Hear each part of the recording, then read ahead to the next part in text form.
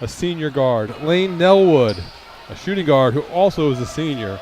And number 25, Owen Sosi, who's a power forward at 6'2", 210 pounds, and is a junior. St. John's gets the toss, gets the tip. Number 1, Jordan Winters gets it, misses, gets his rebound, and misses it again. Starting for the Redskins, who are playing some pressure defense right now. And Braden Wall with the steal, goes up, lays it in for the first 2 points of the ball game. Number 1, Jordan Winters. Number 4, Asher Rabin. Number 10, Braden Wall, who we just saw shoot the passing lane and get an easy layup. And if you notice, Cal, he got way up there on the rim. We have Jay Wall and number 22, Tristan Minear. Number 20 is Jay Wall. In the Round Valley tournament, Jordan Winters had a couple of dunks against Benson, I believe. So we know that he can get up. Braden Wall, we know, can get close as well. So Jay Wall keeps battling, misses, and that ball is retrieved by number 4 for Pinon, Dean Claw, but he lands on the out of bounds. So St. John's Redskins are led by first-year head coach Casey Heap. Ball's brought into Winters. He's harassed by the defense of Pinon. And Winters for 3 with the miss. Wall tries to get it. Other Wall gets it. Spelt differently, and I don't believe related, but they're the Walls.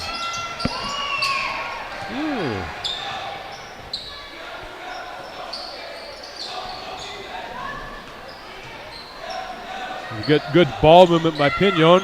And number 1, Jarrett Delgay with the senior hits the first 3 for Pinon, putting them on the scoreboard 4-3. A little bit of backcourt pressure, waiting for him to get into the front court.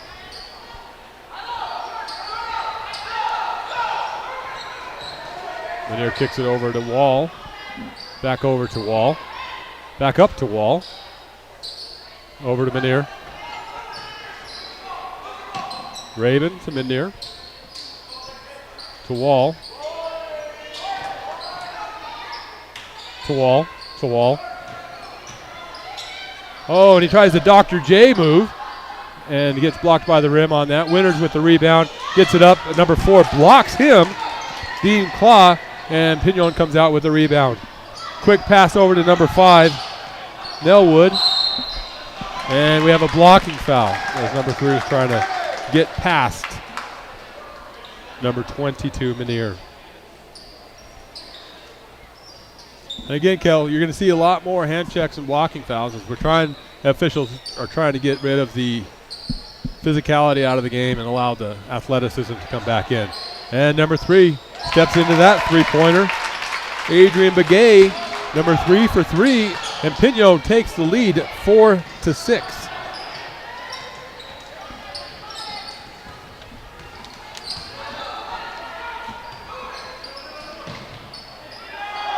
And the Pinon Eagles are 5-6 overall, 2-0 in their section. Take a look at some of their wins and losses as the fouls called on number 22, Minear. That's his second foul, so Coach Heap will probably have to get somebody in for Minear, or maybe he's going to roll the dice and see what happens. But some looking at the schedule of Pinon, they lost at Rock Point, 59-32. They lost to a very, very good Cholo team, 62-32, as that three-pointer goes in and out, corralled by number 5 for Pinon. That ball goes in and out, and that ball bounces off of Rabin. They beat Ganado 45-44, beat Red Mesa 68-18. Lost to Rancho out of Las Vegas, Nevada, 77-43. Lost to Hurricane, Utah, 47-22. They beat Ashford 45-38. And that foul is called on Jarrett Delgay, and Minear picks up the foul. They beat Ash Fork. Gray Hills, they beat 86-20. Mini Farms, they beat 75-34. Lost to Camp Verde, 52-48. Lost to Parker, 77-41. And now they're in St. John's tonight. And St. John's ties that one up. And St. John's Redskins 4-6, 2-0 in this section. Beat St. Michael's. We get the steal by Meneers. He goes in and goes up, and Randall Allen gets in there and says, "That's a foul. You can't do that." So that'll put Meneer on the free throw line. That's a foul on number 4.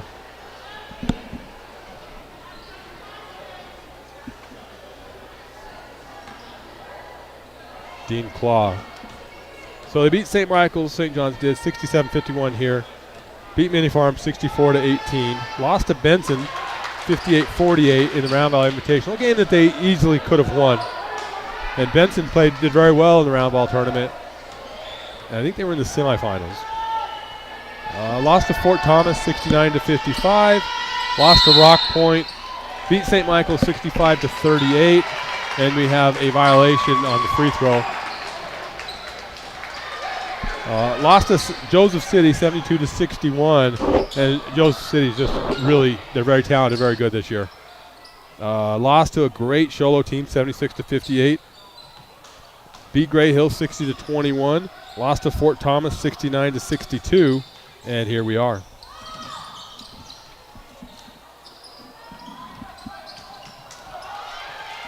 And Meneer coming up the front court with the ball, gives it to Wall, who tries to dunk it in. We'll call that a fingertip dunk, Cale.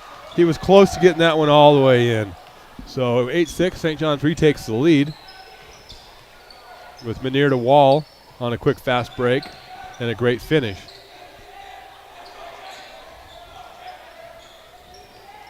And Wall blocks that one.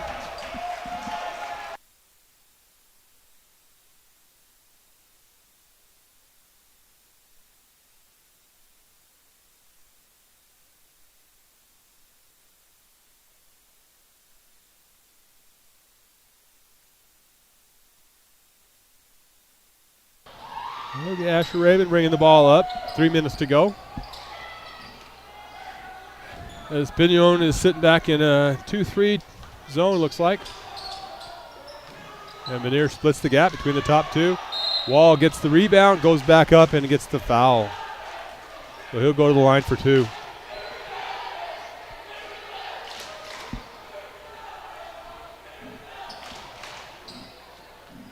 Now his foul was on number 25, the big guy, Owen Sosi.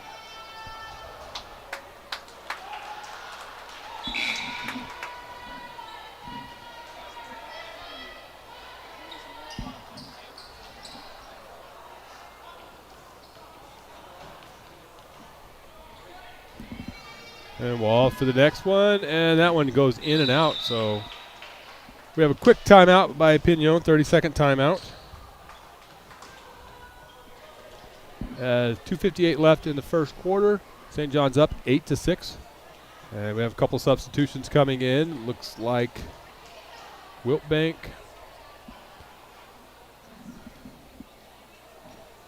Avila, and 34, Henry Thompson. Looks like they might be checking in, but they're not sitting on the bench, so maybe not. 10-1, 22, 4, and 20 are there. So Coach Heap is talking to him. So I'll take a quick break as we get ready.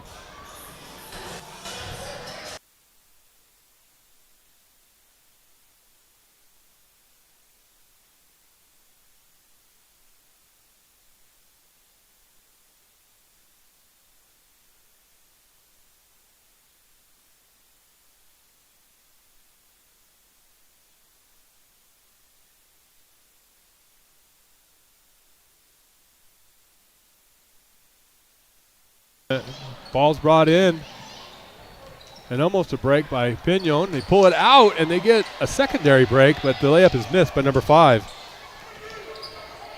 Brings it up to Winters, who's backing it up the court. Gets it over to Avila. Avila to Wall. To Winters inside. Wall tries to get in, but that was blocked off, and the pass was deflected and controlled by Pinon. And that foul's on Winters. 2-shot foul. Sometimes when you wait like that to try to get the block, you're susceptible to getting the foul called on you. So number 4, Dean Claw. Pinon is up. Looks like he missed the first. Baker says you have one more to go. And second one is in. Cutting the lead 8-7. Ball goes to Wall. Brings it back to Avila. We have a full court press by Pinon. So slowing things down a little bit here. And Avila is able to get the ball across the court. Gets it over to Wilbank. Wilbank back to Avila. Back to Wilbank. To Winters, who goes baseline. And that ball gets tipped out from behind by number 1, Jarrett Dalgai.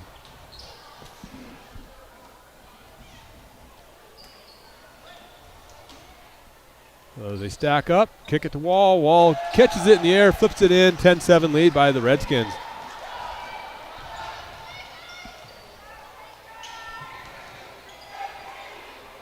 And 45 for Pinon. Tries to muscle his way in. That ball rolls all the way around, touches the rim at least 3 times for Chanceau, but does not fall. Comes back out.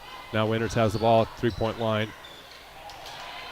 Ball gets tipped out. Back to Winters. Winters tosses it up and is able to get it to fall. 12-7. Avila with backcourt pressure. Turning number 3, Adrian Begay. Adrian Begay kicks it over to Chanceau. Throws it out to number 5, who misses 3, Lane Nelwood. That ball is picked up by Wall. Wall gets it to Winters. Winters gets the left-handed layup. Quick little break by the Redskins. That's one thing that pressure defense can do, is they can get you a lot of quick points and easy buckets. So Redskins under Coach Heap are trying to get a lot of buckets. Now Wilbank gets called on that one. Might have landed with his pivot foot a couple of times on that one. Might have got away with a walk before the foul, but nonetheless, the foul is called on Wilbank, his first, putting Jarrett Dalgai on the line.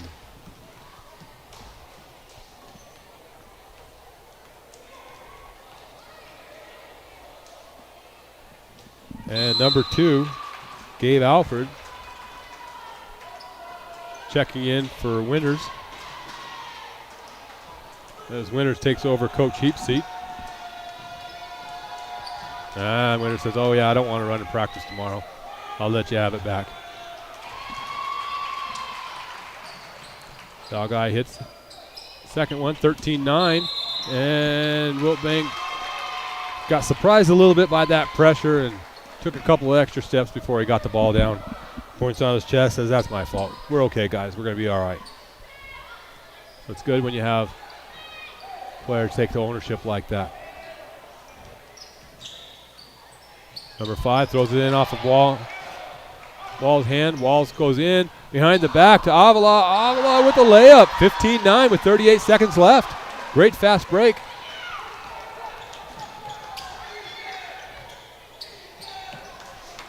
And 5 tries to pressure it in. Wall gives it, pressures him, misses it, gets the ball up to number 2. Says, I'm going to go in. And number 4 says, no, you're not. Dean Claw says, we're going to put that over here.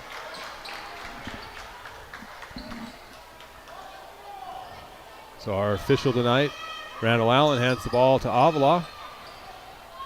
Gets the ball over to Alfred. Wilbank to Avila. And 8 seconds. And Avila with the 3. Hits it. Gets the big shot way downtown. 19-9, 10-point lead. 3-quarter court shot by number 3, Adrian Begay, and that misses. That ends the first quarter for us. End of the first quarter, it's 19 for St. John's, 9 for Pinon. Fast-paced, helter-skelter style basketball. If this continues, we're going to have a fun night. 3 more quarters of this. So I'm going to take a break, take a little bit of a Mountain Dew, and oil up the pipes, and we'll try to get this thing rolling.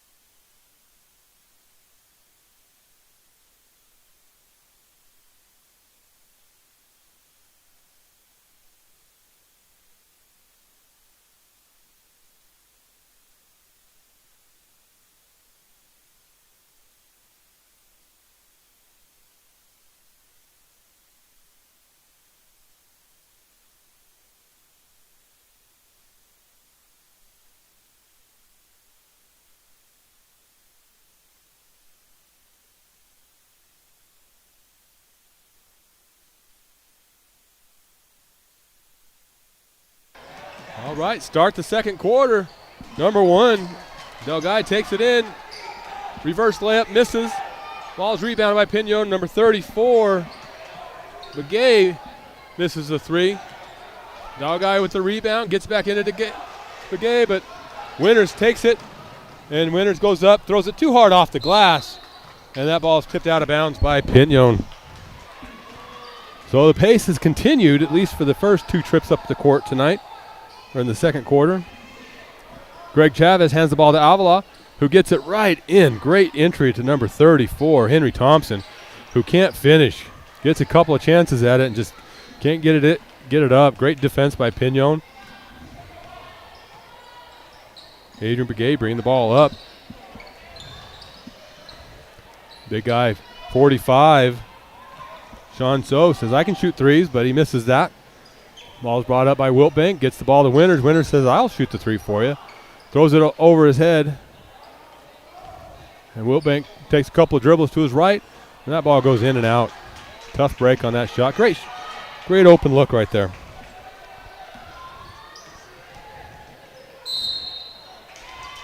Number 1, Dalgai taking the ball to the hole, getting the foul called.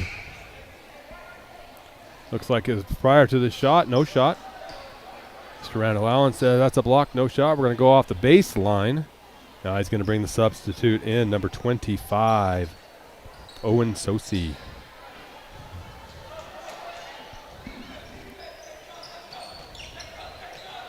And 34 rolls it out, throws a little bit too hard off the glass, overshoots it a little bit. Wiltbank with the rebound, gets it to Winters. Winters says, I'm going to go to the hole, gets it to the corner. And that ball hits the back of the rim. Winters tips it, but number 25, Owen Sosi for the Pinon Eagles gets the rebound. 34, Sean So hustles down, brings it back out. And Pinon brings the ball back out, resets. And number 4, Dean Claw tries to take the ball to the hole. Looks like at the end of the quarter, the Pinon coach, Alonzo Burt or John Hubble, they're both head coach here, said, hey, we need to be more aggressive and take the ball to the hole. We'll get some fouls called on us, and he's right. 6-3 on foul calls at this point. Winters with the rebound, kicks it up to number 2, gets it up there, rolls it off the glass, might have got some contact, rolls it in. Gabe Alford scoring 2 points. 12-point lead for the Redskins. Guy bringing it up. Settles for a 3-point shot and hits nothing but the bottom of the net. That's the tough one to defend right there. If you can hit the big 3-point shots, it opens up the driving lanes for you as well, and that makes you back off, so it opens up the ability to shoot the ball. So tough to defend when you can do both things. Number 2, Alfred misses the 3. And 34, pump fake, dribbles to the right, ball gets stuck in the net. And Winters with his superior athleticism and jumping ability is able to knock it out of the net. So since we have a delay, officials timeout. We're trying to bring substitutes in. Now the officials are getting together like, can we do this?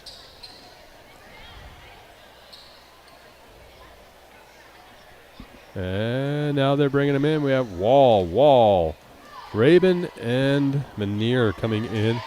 And Winters staying. 1, 2.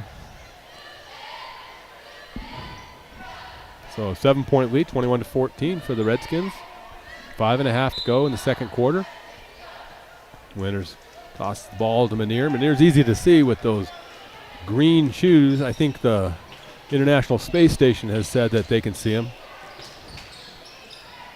Rabin gets the ball into Winters. Winters goes in, goes to the other side and is able to take it off the glass. Up and in, 23-14. Guy bringing it up. Rabin's on top. On him sliding. Screen is set. And we have an illegal dribble. That was a big point of emphasis last year. And what was told to the officials, anything greater than a handshake is palming or carrying the ball. So you'll see a lot of those called. That ball's turned over. Number 4, Dean Claw takes it in, gets fouled, and count the bucket. And that foul is on number 22, Manier. I believe that's his 3rd foul. One thing that you're going to see a lot more fouls called this year is, again, rough plays being pulled away from the game.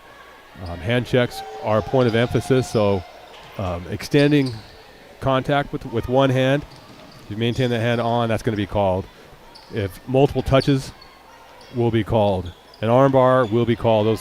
They're not. We used to have the ability to say, hey, he didn't slow down the pace, didn't knock him off his rhythm, didn't knock him off balance. But now they're saying, no, that's absolutely a foul. As Winters goes in, gets fouled, so he gets to shoot 2.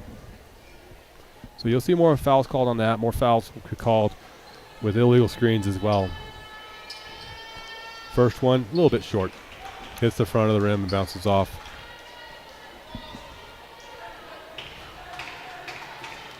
For officials tonight, Randall Allen, Greg Chavez, Scott Baker. Cameraman and one running the show really tonight is our main man, Caden Castleberry. We'd like to thank him. We have Victor Chavez here running things, making sure everything goes smoothly and that we don't have any technical difficulties or technical errors. That ball in and out of the and St. John's brings the ball up. Manier brings it up, hesitates, and then tries to go past. And we have a kicking violation.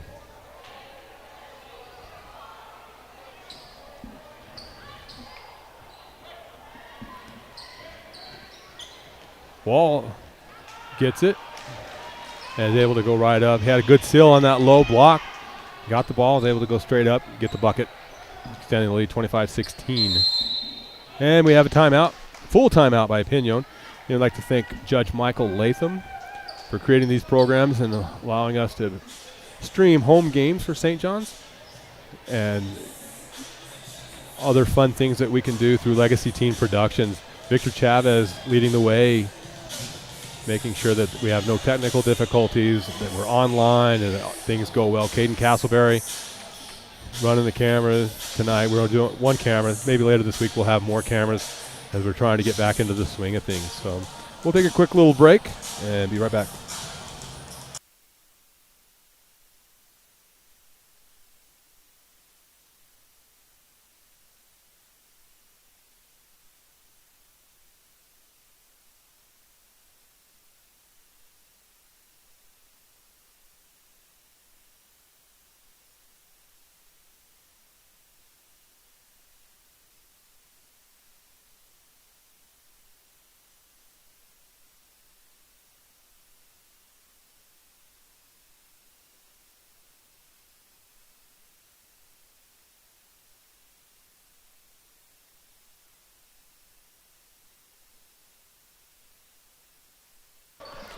And we're back in.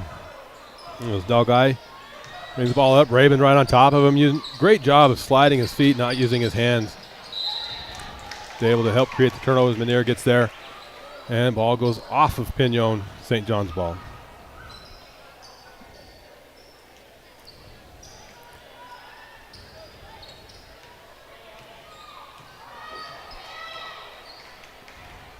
Manier brings it up. Gets it to Wall. Brings it back to Manier off of number 3. Begay's hand out of bounds. And Raven will bring the ball back in on the sideline.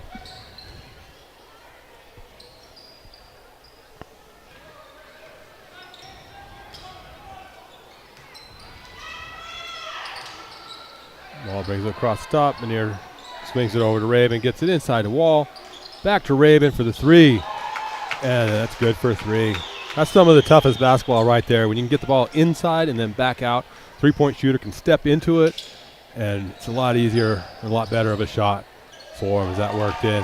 Number 5 for Pinon, Lane Nelwood with some fancy work, able to get the bucket and answer. So went from a 12-point lead to 10. The biggest lead of the game has been 12. Wall to Winters, and Winters is able to get it in, showing his athletic ability as he adjusted to the ball in the air. As he's defending number 5. Number 5's like, I'm going to go around you. Winters uses his length to change and alter that shot a little bit. Minear bringing the ball up, 2.5 to go in the second quarter. 30-18.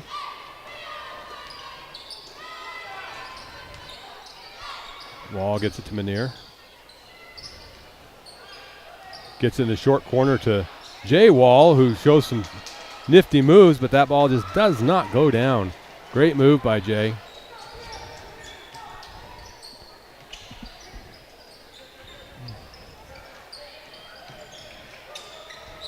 And another carry. As he got a little bit lazy and a little bit loose with that, dribbling the ball. Good pressure by those Winters.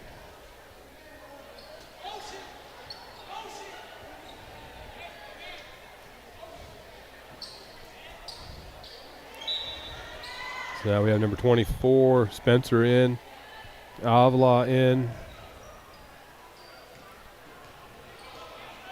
Jay Wall, Rabin, and number 11, Tatum Knight. And that ball goes up and in, 14-point lead.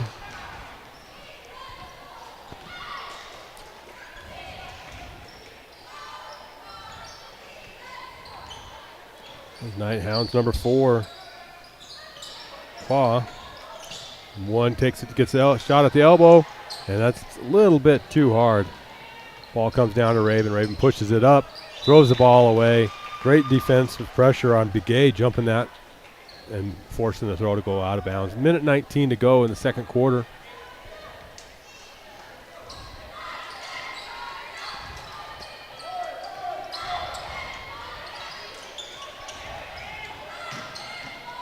Wall contests that shot, and we have a foul.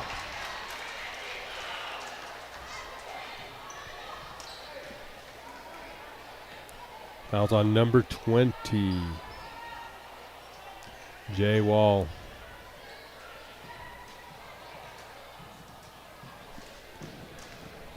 So number 25, Owen Sosi, 6'2" junior, power forward. At the line, first one bounces around, no good. Minute 6 to go. Second shot. That one bounces around, hits more of the rim, but bounces out. Avila bringing the ball up. Oh, nice step around, using the left hand, and just rolls around the rim. Had a little bit better luck if he uses the glass a little bit. Gets it in. Misses the shot, though. Number 25, Pinon gets the ball back up. Number 25, Sosi, lays it up and in.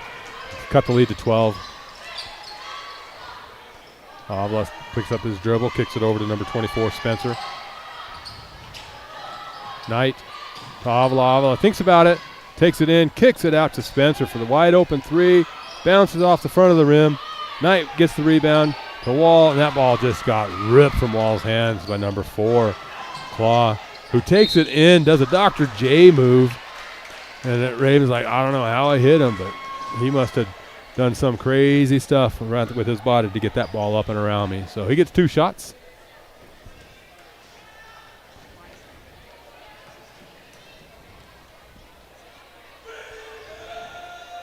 And that ball hits the front of the rim, bounces over, and comes off.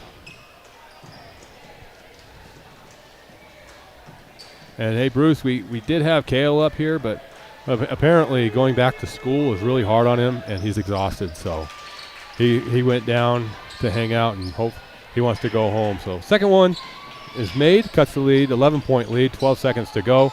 Jay Wall with the ball up on top, takes it, had a good shot in there, gives it to Avila. Avila pulls up and misses the jumper. Del Guy throws it from three-quarter court. Finally finds the floor, so that shot doesn't go. Going into halftime, it's 32 for the Redskins to 21 for Pinon.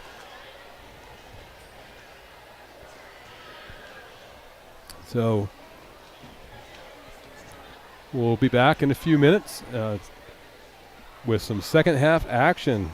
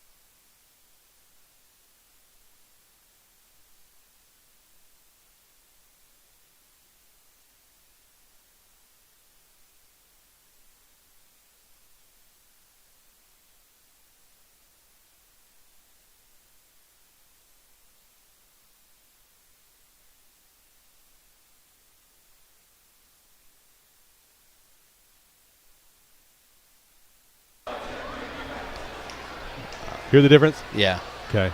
So I have a legend with me for the second half, Jake Udall. Thank you.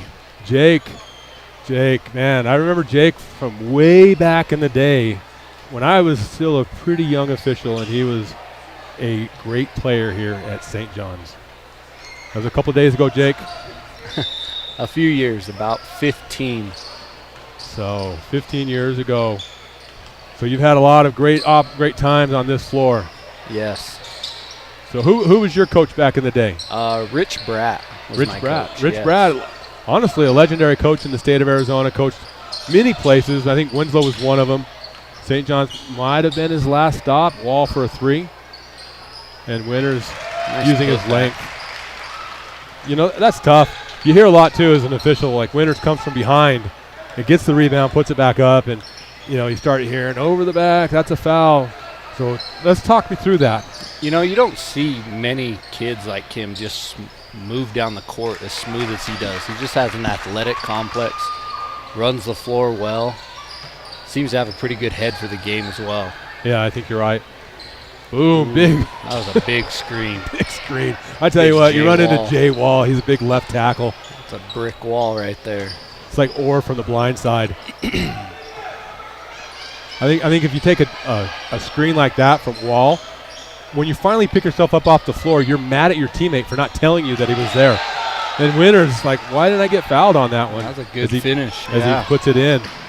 Again, just that big, tall, athletic body. Muscle himself up there. You know, he's like deceptively athletic. He is. You know. Raven gets called on that foul there on the drive.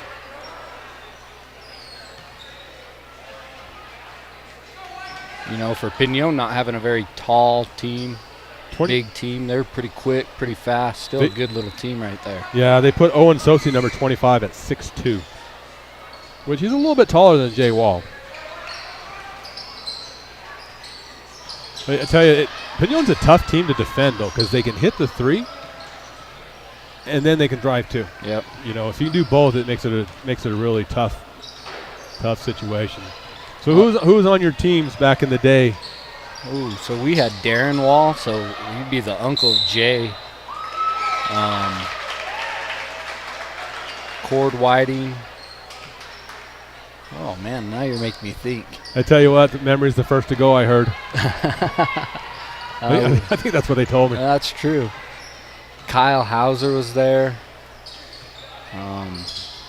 Clark Alves. Valedictorian played basketball. Valedictorian. That's one thing I love about small schools is that everyone has to do things for them to be successful. You know, Winters looked like, hey, what did I do? You know, if you take that whole body imprint off of the other kid, I mean, I don't think there was a part of him that he missed. That was a good, strong take by number 4, Dean Claw. Yeah, Dean's had a good game, a tough game. Just That's what you got to do against a bigger player like that. Just go up strong, hope he can get the foul, and he did. Yeah, you know, jump into him a little bit. Not too much, but enough to get your shoulder into him, and hopefully the official gives you the call. Yep. Hey, Winters says, I'm going to go get a foul on you right now. Let's get it back. So he's been doing it all night long.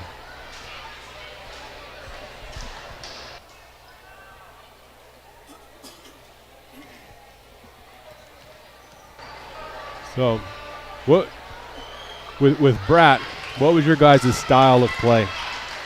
Fast and furious. We were up and down, played a lot of man-to-man, 1-3-1 half-court trap.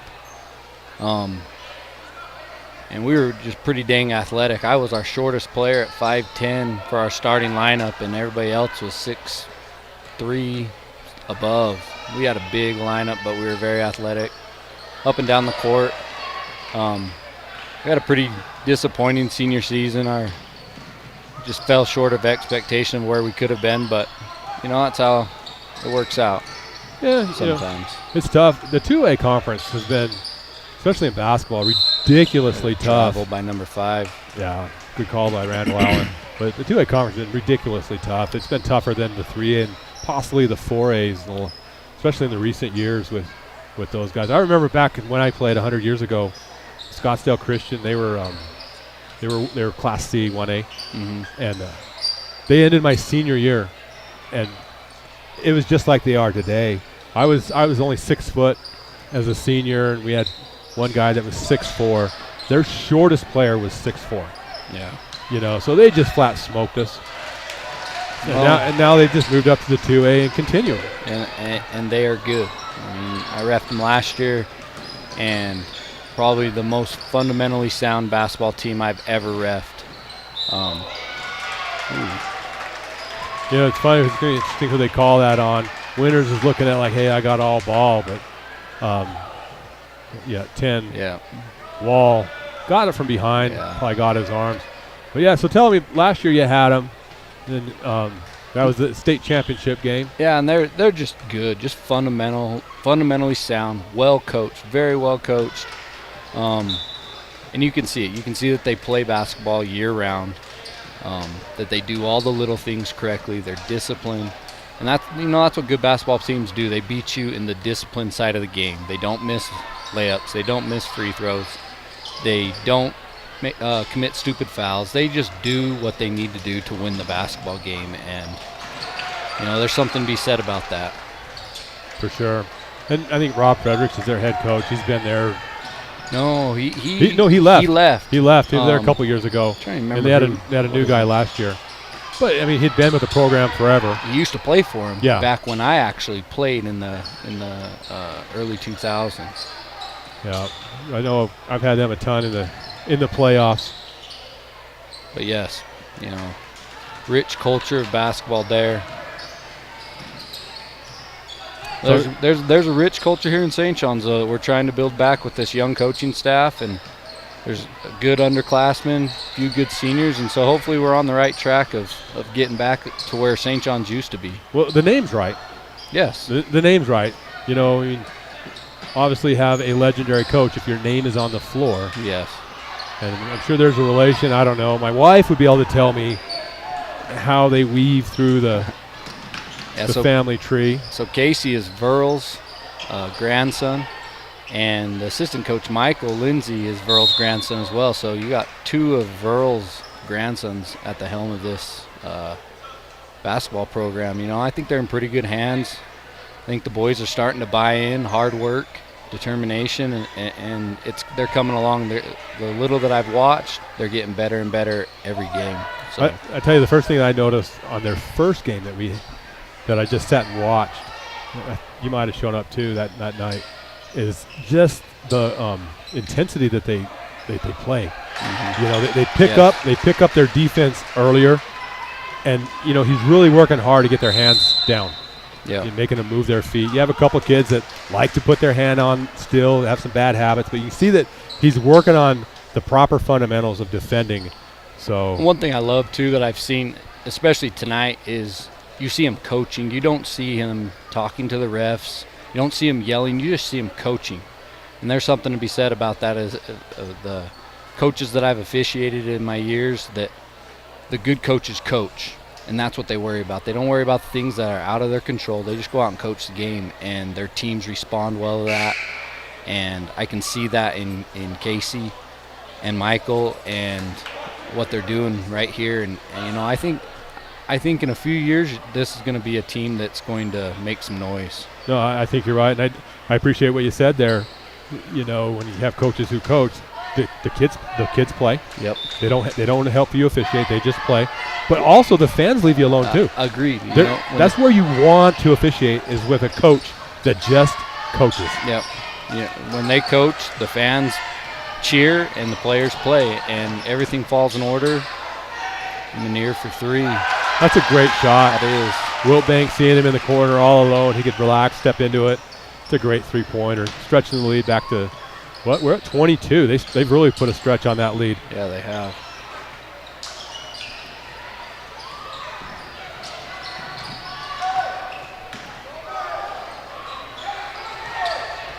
So last year you finished your basketball season with the 2A championship. It was Scottsdale Christian, and who were they playing? Rancho Solano Prep. The Rancho Solano Prep is a basketball school. They play a national schedule. Yeah, very good. Along the same lines as Scottsdale Christian, very disciplined, know the game of basketball. We combine those two, it's real tough to beat them. And yeah, just basketball players all around. So how was that experience for you? I know you worked extremely hard, gone to a lot of camps, put a lot of time and effort in to get to that spot. How was that for you? It was awesome. Very rewarding. I've been officiating now for 15 years right out of high school, and these past about 5 years I really tried to, take it a little bit more serious, try and be the best I can be, and I was rewarded with that, and I'm very grateful. Lots of good mentors along the way, you being one of them, Greg Chavez Sr. out on the floor, Quinn Ashton, a bunch of good officials. That's one thing that St. John's has actually produced a lot of, is great officials.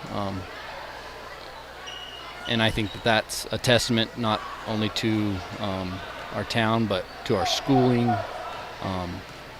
and just the people that we have here in this small community of St. John's.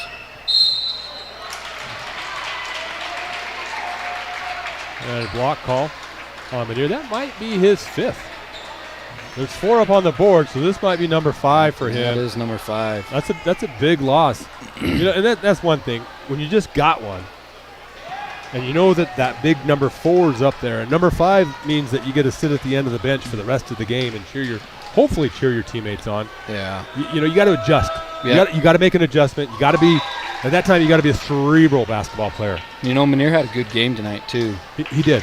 So hopefully he can carry that on the bench, be the leader that he needs to be as their point guard, and keep leading from, unfortunately, not on the court, but keep being the leader he needs to be. So, like you say, St. John's has produced some great officials here. Guys, what do you think it takes to become a good or a great official? I don't know necessarily about great, but just official in general. We're short. That's a great call. But I think just the want to actually get out there and be part of the game. You have to have a love for it. You have to have a love for the kids. And there's definitely a mental side of it that you're going to have to develop. It doesn't happen immediately, but it's a good block by, is that Winters again? Winters again. And he's everywhere. He's like 5'8", but I think he's 7 foot tall with his wingspan. He's not 5'8". He's 6 something. He's got to be way taller than 5'8", because he's 6 something. But he towers over me. He's got he's a string bean. Yeah. So he looks taller than he is. But I'm telling you, I think with those long, skinny arms, and he's deceptively athletic. Yeah. Let's be honest. The kid can dunk. He's 6'1", 6'2". He can put it down. I've seen it. Seen it a couple of times. You talk about family trees. Jordan Winters, 6'2". That's a great grandson of Earl. There you go. Right there, so it's in his blood as well.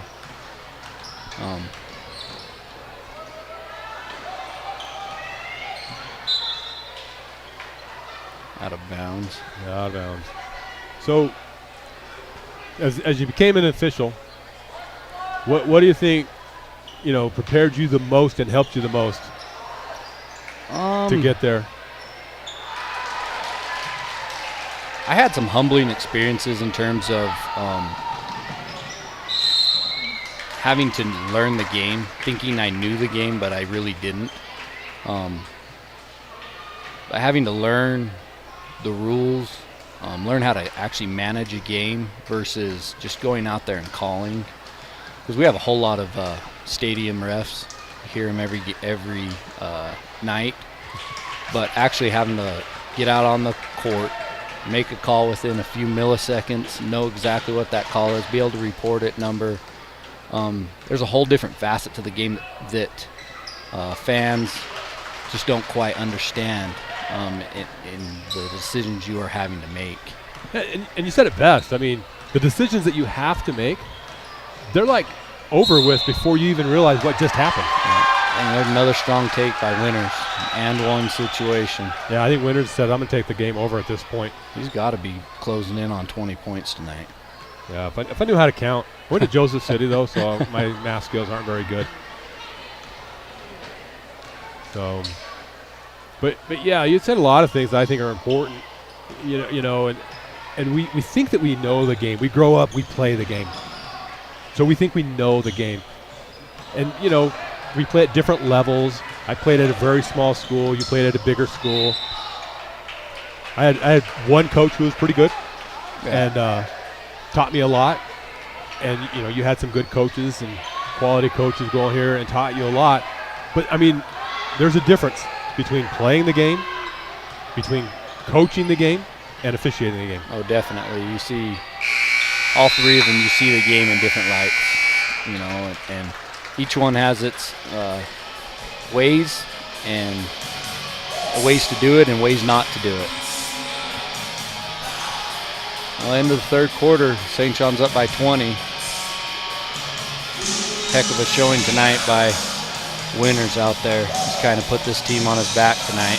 Yeah, defensively, if you watch them defensively, Minear got in foul trouble and fouled out, but they're at 7 fouls, and he's probably got 4 in this half. No, he had 3 in the first half, so he's got 2 this half. But they're playing a little bit of a pressure defense, which as an official, when a team presses a lot, generally they lead in the foul count. Yeah, and sure. The more aggressive team always has the more fouls. And usually, you get a team like that's pressing, and their fans are like, wait a second, the fouls are out of cooch a little bit here. And they start yelling at you. But, the aggressive team usually fouls more because they're doing more. Very true. Pinon also, they're driving to the basket. When you drive to the basket, you can create more fouls over a jump shooting team. So those two teams are going to put more fouls on the board. Yes, for sure. And it's interesting, like it said 6'2", and everyone else, I don't think anyone else is close to 5'10" on the team, maybe one more. And they're getting to the hole. Yeah. They're working hard.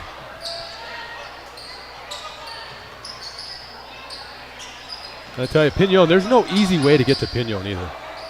They're playing a good spread zone. It's going to be an over-the-back call.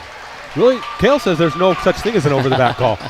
Well, I'm looking at it from the fan standpoint, not the officials. I asked Kale about it earlier today, and he's like, I'm saying, Kale, why aren't you talking about that over-the-back call? I don't talk about things that don't exist, Dad. That was just a push. Let me get my terminology better, especially as an official. I apologize. It's funny. It's funny because when you were back playing still, I was dating Suzanne, and I was over here doing a game, and your dad's like, look, I want these back in the book. I want them called. I'm like, if they're in the book, I'll call them. You put them in the, so he's like, give me your book. And he wants to write over the back, ups and downs in there. And so you were gone at that point, and we're doing a game, probably the tournament in Winslow girls tournament. And your sister leaves the floor and comes back down. So I call it ups and downs. And she was so mad. She's like, you and my dad, you think you're funny, but you're not. So she's been known to me and my wife's ups and downs since that day. Ups and downs. But that's funny. Yeah, and your dad, I've called over the back for your dad with his signal. Just for him. There's another official right there. Football doesn't do basketball, but I mean, the official tree in St. John's is pretty large. It's pretty cool to really think about. Well, I'm biased as heck now that I live here in St. John's, but I think some of the best officials in the state live here. I would agree. We got officials that take pride in what they do, work real hard. One of them being on the floor down there tonight. 40-plus years with Mr. Greg Chavez Sr. Well, there's something to be said about that. Right. Greg used to climb the ladder to get the ball out of the peach basket. His first year of officiating, that's what he had to do. Yeah, that was the rookie job. I remember him officiating me, and he was doing it long before that, too. And he'll still probably got another good 10 years in him. You just watch him, he glides down the floor. You know, the guy weighs 50 pounds, soaking wet. Light as a feather. And I tell you, he's officiated way before I started. And I'll be honest, he's going to be here well after I'm gone. You know, basketball is tough. If people knew how tough it is, because these kids, I don't know if you know this or not, but every year they put an extra foot on the court. And then the kids stay the same age. Exactly. You know, kids stay the same age. Officials get a year older, and miles and wear and tear on that body it doesn't stop. It doesn't every year, and it's harder to recover every year. And like you said, we're low on numbers. I remember when my dad was the area commissioner, we had over 100 officials for this area. Wow. We are less than 60 now. Yeah. You know, we had 120, 130 officials. I mean, it was. You'd work 2 or 3 nights a week. Now you can work 5 to 6 nights a week if you are open to punishment. Well, last year, you know, look at that move. That was a nice move. Ooh. Yeah, I forgot how to finish though. Got to shoot that ball. You know, sometimes fundamentally correct wins out over flashy. You know, I said it earlier. It's the disciplined teams that do the little things right that just really shine in moments. Look at Jay Wall though. Look at how he stayed defensively correct. Yep, legal guarding position straight up, big body, use it to his advantage, and just good defense right there. You know, good job on Randall Allen and Scott for recognizing that he was where he needed to be defensively and allowing the contact to happen. Yeah, that's tough as an official right there too, because as an official you can tend to sometimes predetermine what's going to happen, the play that's going to happen, and get ahead of yourself, and that was good patience on their part. Good nice finish. Take. Look at Jay. Look at that. Man. The guy bench presses a Buick. Good strong finish, and one coming up. You know, we talk about a leader. That's a leader right there. Always positive. Great kid. Building his teammates up, making sure that they're all on the same page. You saw it in the football season and seeing it here in basketball too. I'm sure that those coaches are happy to have him back out there this year after taking a year hiatus to go wrestle. It's in his blood though, all those walls. Lots and lots of walls play basketball here for St. John's. I think they've had 50 straight years of a wall on the court. You know, I was lucky to play with one of them, and he was by far our best player. He was pretty dang good. He was. I remember him a lot. No, that was a good team. Asher.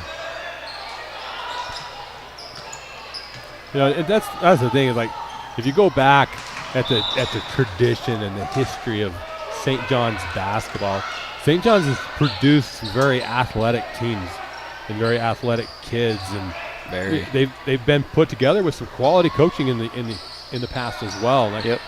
You know, they've had a couple of rough years, but now, you know, they're getting back on it. Coach Heap, Dr. Heap, has a passion for the game and a passion for the youth of St. John's, and he doesn't need to be here. No, but I mean, it's in his blood, and you know, it takes great men to raise great men, and you can see that there. And that's been, like you said, through the tradition. You look at, you know, you got a Mike Morgan who did so much for the football program, all the state championships he brought. Verl Heap and what he did back in the 60s, 70s. Ray Davis with baseball, and now with girls basketball, the program that he's building there. You know, we've just had a slew of great coaches and good players. There you go, Greg. That's what I was like. Are they That's a great call. You know, we both are like, wait a second. Slight pause right there. Yep. So when you have officials on the microphone and you see a play like that and the official pauses, that's a clue. Kind of caught me by surprise. I was waiting to see if he was going to blow it, and he sure did. Wow. But the guy was out of bounds, so it was a good kid inbounds who jumped out of bounds. You know, same thing, you know, you look right now, you know, I don't know if you guys can see it on your monitor, but, you know, Coach Heat down there just coaching. Right there, right in his players' faces, being a good upbuilding coach. trying to get them on the same page. Well, look too, though. Most of the kids are engaged. Yep, 100%. You got a couple kids that they're not there, but they're your JV kids. Yeah. You got some JV kids poking in, listening, and learning. That's quality. That's where you're right. You're 100% right. That's where you build your program. And I've been impressed, and I love what he's doing. Yeah, me too. I mean, I was talking with my wife about it earlier in the night. You give it a year, 2, and this team's going to be a team that people are going to have to remember again. It'll be, I believe, the St. John's Bowl. 5-second call there. Good defense. I love a good 5-second call. It's tough. And reward the defense. Yep. As an official, make that call. Yep. Make that call because these guys are working hard. Ooh, that's a big moving screen. Yeah, Ooh. I had a little bit of a. Oh, hold on. We got something talking. Oh, like dueling banjos here. I think you got to go moving screen. It looked like his knee was stuck out a little bit. I think they have something before that, though, because I think Jay Wall got saved by the whistle right there from a moving screen. I think you're right. Got Scott and Greg discussing something. And Scott's a good young official for us. Me and Scott are about the same age. We played baseball against each other, and I've really enjoyed officiating with Scott. Good guy, knows the game, works hard, and, we're in good hands with him as one of our younger officials. That's not necessarily a great thing, though, being my age and being one of the younger officials. We need young officials back out in this area again.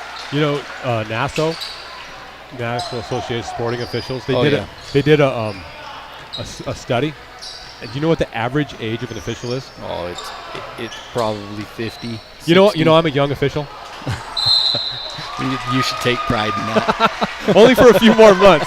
Only for a few more. I might be at that point where I'm on the other side, but it's like 52 and a half. Wow.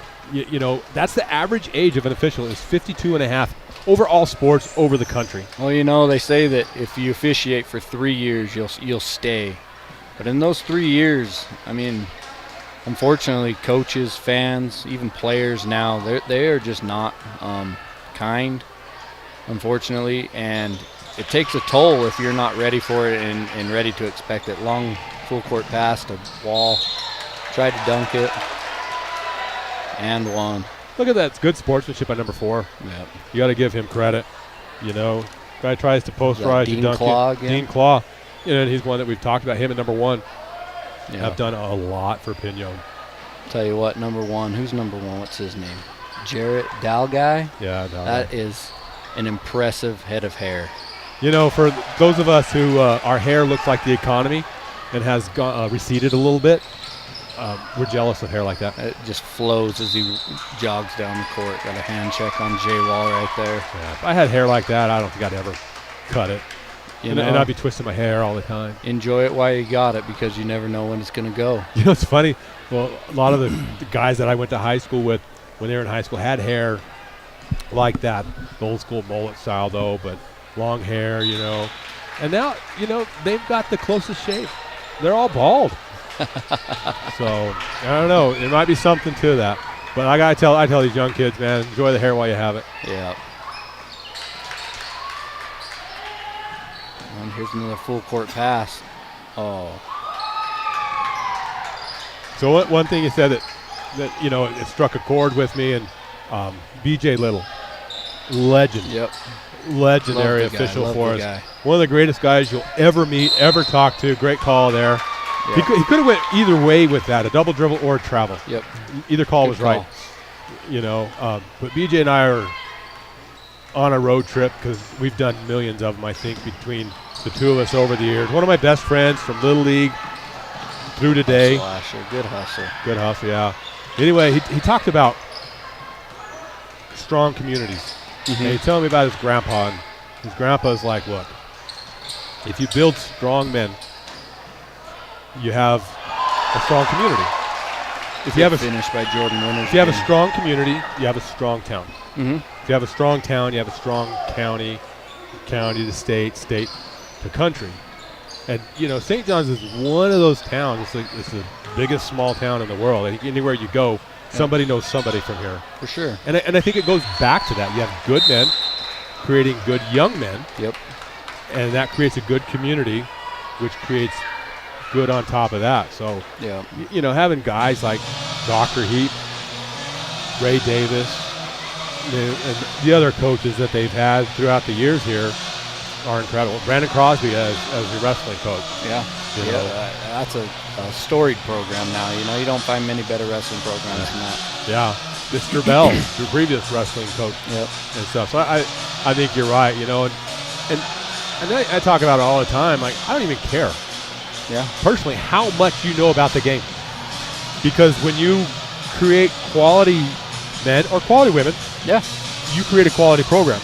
When you create a quality program of people doing things right and doing things well, the wins take care of themselves. Yeah. You know, and I think that you look at it as a whole. I think that starts at the top. I think that right now what Superintendent Patterson's doing, along with all the principals at all 3 levels of our schools, I think we're just heading in a great direction in this small town. I think you're right. Bonita Bishop, who's one of the greatest fans of Legacy Teen Productions. Okay. Her and Bruce, they're like the greatest people in California. Oh, so is this Cherie's parents? Yes. Okay. All right. Anyway, they're on all the time. They're in Carl. They think Kale's great. Mm-hmm. Some of us don't, but they do. And you know, she says that Jordan has 22 points. Telling you, he's had a heck of a game tonight. He Worked really hard. has. He just worked hard on both ends of the court. So, and Bruce used to be a coach and a principal, and he had this little card that he sent me the other day because I posted on Facebook about the kid who wrote a letter about their fans and and about the officials. And if someone got out of hand, it had it in yellow and laminated. If someone was a little bit crazy, he'd hand it to him. He's like, hey, here's a reminder that we believe in sportsmanship here. Yeah. And I'm like, man, I wish you were here. Yeah. That I was talking to Sheree, and like, that is like the coolest thing and the greatest thing I've ever seen. Because look at that. Oh my he got goodness. It. Yep. Just threw it down. 6'2". He got up Jordan to 10'1". Winters. Oh my. 24, I think that is now. Then with a little bit of emphasis on that. Like I say, deceptively. That's travel, by the way. Deceptively athletic. You don't see that, and you're like, man. But it's those 12-foot arms that he's got. Yeah. But no, he gets up. You know, no disrespect to him at all. He gets up. He works hard, just on both ends. Has a nose for the game. Just smooth, fun to watch. Yeah, there's great athletes on this down here on this floor, and these kids. What is Jordan? Jordan's a senior, so we got a few seniors on this team. You know, Asher's a senior, and you need a few good seniors to lead it. Braden Jay and D'Angelo Spencer and Henry Thompson are good seniors. take. Tough break. You know, minute 20, 21-point lead. It's there. It's, you know, St. John's going to probably walk away with Deep this one. ball. Oh, look at that. Shooter's touch. In and out, 45. in and out. That's awesome. That number 45, Sean So. I was telling my wife I reffed the 2A North regional tournament last year in Pinon, and probably one of the greatest games I've ever been a part of. They were down by 20 with about 3 minutes left to go in the third quarter, and you want to talk about a team that never quit, and they came back, won, ended up being the runner-up in that tournament, but one of the greatest team performances I've seen in a long time. So there's a good tradition of basketball up at Pinon as well. I had a couple of the best games that I've ever played in up there in Pinon, and man, that's a rocking gym when you get it filled up. Lots of basketball being played up there. Yeah, they've had some good teams up there. I remember going up there for some playoff games back in the day and running up there with BJ when I was living in Holbrook. So been there a lot. You know, in these Native American teams, these kids, they love the game of basketball. Oh, they live it. Their basketball IQ is off the charts. It is. It's so fun just to watch them play, especially if they play together for a long time. Yep. It's worth the price of admission to watch these kids play. It is.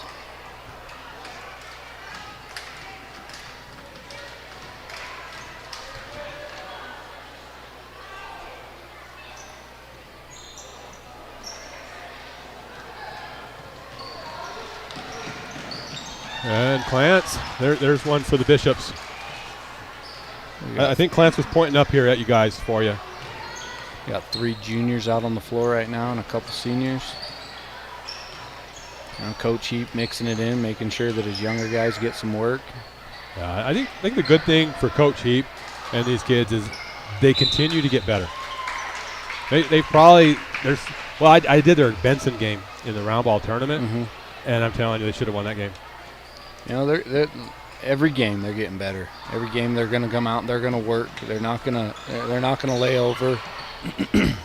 They went down to Thatcher, played some really good, tough competition that EA Holiday tournament.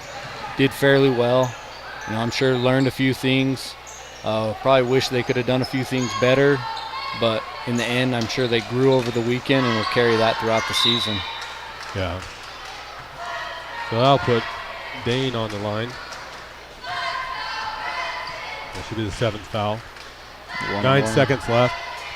And honestly, that's a good foul because you can see from up here he's getting frustrated. Yeah. At how much contact and the pressure.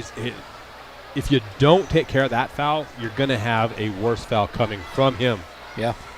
So that's even though you hate it, that's one thing I hate as an official, a foul within the first 15 seconds of a game and a foul when there's under 10 seconds in a game. It's like, well, I just want to go home. And see, you have that foul. It's like, wait, what did I do? What did I do? You know what? I smacked him all the way across his body. You left DNA from his fingertips to his toenails. But he's laughing about it, having a good time. There's something to be said about that. My uncle, one of the assistant coaches, Chris Nilsson, he's not down there. I don't see him down there tonight. But he might be in the freshman gym. Or maybe it was my uncle, but either way. The girls should be playing right now. They said, you always see the native teams just smiling when they're playing the game of basketball. They love the game of basketball, always smiling. If we can get that, we'll move ourselves to another level. And you could see it tonight. Our boys just really out there enjoying themselves. Played a good game, top to bottom. Good team win. Jordan Winters, though, man, what a game. Yeah, Jordan came to play tonight, and he put on a show for the home crowd. Yeah, what more can you ask for coming out of winter break? Hopefully he can keep going there and take this team to another level, maybe win that 2A North region. Yeah, that's a tough region. You got Round Valley and Hopi. There's some good teams there. There are. Round Valley won it last year, I believe, and they're better than they were this year. They're better than they were last year. They are, and but Pinon was ranked number 1 in the conference standings, and we just put a pretty good slacking on them, and something to build on. Hopefully that they can keep this momentum up through January, through this heavy part of the season, and carry it into the playoffs. You're right. Like I said, I think they get better every game. From the first game that we saw to today, drastic improvement. Yes. They won their first game, but they're so much better. I think Pinon beats them if they play at the level they played their first game. I think Pinon beats them. But they win this one 15, and it wasn't even that close. 25. For the most. Oh, no, 15. Sorry. So I was like, man, my St. John's math. Whew. St. John's and Joe City, man. We got to pick up our math. I'm just kidding. I tell you, there's calculators for that. Teachers. There's calculators. Oh, Quinn's not that good. We love you, Quinn. But no, hey, thanks for coming up here. No problem. Talking. Thanks for inviting me. It's always good to hear from somebody that grew up here and see the program. It has a lot of St. John's pride in them, so we appreciate it. And next time you're here, I might pull you back up here. Anytime. It's rare that I have an off night, but when I do, I sure do enjoy coming and watching basketball. I don't get to do it very often. Got my little boy waving up at me. Way to go, Deacon. It's always fun to bring them out, let them learn, and hopefully they'll be out here on the court one day. So, if they continue to love it, Cale says he is 100% going to be an official. I was not when I was in high school. Well, there was no way I was going to do that, even though my dad had done it since probably my birth. So I can't wait to officiate with him one day. Yeah, so might be soon. So anyway, thanks. Appreciate you. No, I'm sure you have games, a lot of games coming up this week. It's our busy time of the year. So good luck to you on the rest of this year. Well, thank you. I appreciate it. And, all I can say is go Redskins. Go Redskins. Hey, thanks, guys. Have a good night.